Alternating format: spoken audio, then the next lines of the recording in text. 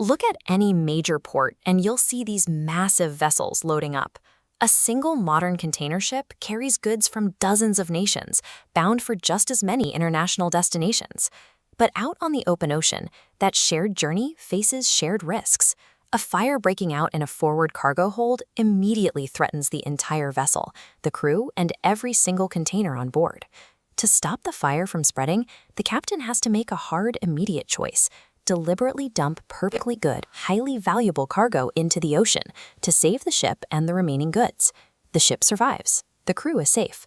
But that emergency action instantly creates a massive financial imbalance. The owner of the dumped cargo has lost millions, while everyone else's goods arrive completely untouched. One party has essentially paid the price to save everyone else. If this were left unresolved, the cargo owner who took the loss would be out of luck, while the ship owner and the other clients walk away without a scratch. When millions of dollars are on the line across a single voyage spanning multiple legal systems, the result is usually chaos. Without a system in place, you would see competing lawsuits filed in different countries, and local courts ordering the ship to be arrested and held at port. The core legal problem is figuring out how to fairly distribute the financial burden of a shared rescue when the parties involved are scattered across the globe. International shipping cannot function if every physical emergency turns into a prolonged legal collapse. The industry needs a proactive, borderless blueprint agreed upon before the ship ever leaves the dock. This is exactly why the York-Antwerp rules exist. They are an internationally recognized set of rules automatically written into maritime contracts like bills of lading and charter parties. This diagram shows how the rules apply a concept called general average using what is known as Rule A. For an incident to qualify, the sacrifice must pass through 3 strict gates.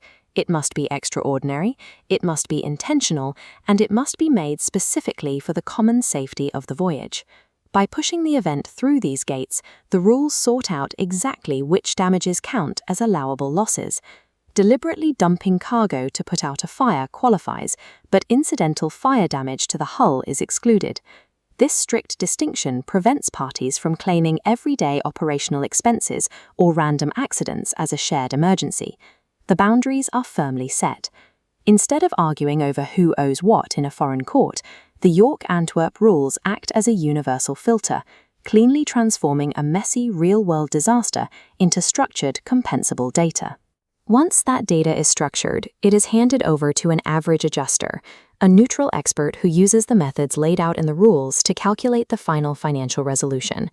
The adjuster assesses what are called contributory values.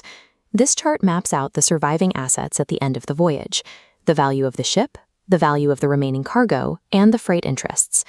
Because these 3 groups benefited from the sacrifice, the rules dictate they must chip in a mathematical proportion of their surviving value to cover the allowable loss. The rules provide specific methods for determining exactly how much those assets are worth.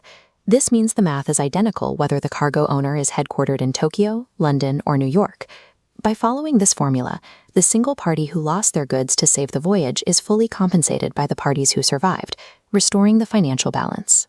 Because all parties agreed to follow the York-Antwerp rules long before the casualty occurred, the terms of the resolution are already settled. The immediate benefit of this uniformity is operational.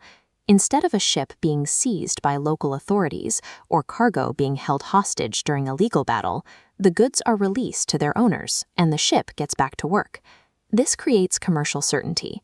Ship owners, insurers, and cargo interests all know exactly how a general average event will be handled, which stabilizes their operations and keeps global supply chains moving.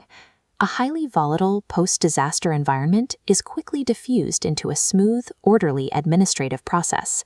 On a single global voyage spanning multiple borders and jurisdictions, international practicality is a requirement, not a luxury.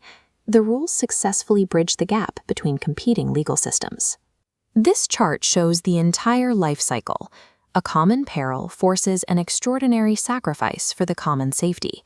That sacrifice qualifies as general average, and then the final calculation and contribution are determined precisely under the rules. The York-Antwerp rules represent a tradition of shared responsibility that dates back centuries, hardwiring a simple truth into modern shipping contracts. In global trade, all parties are ultimately in the same boat.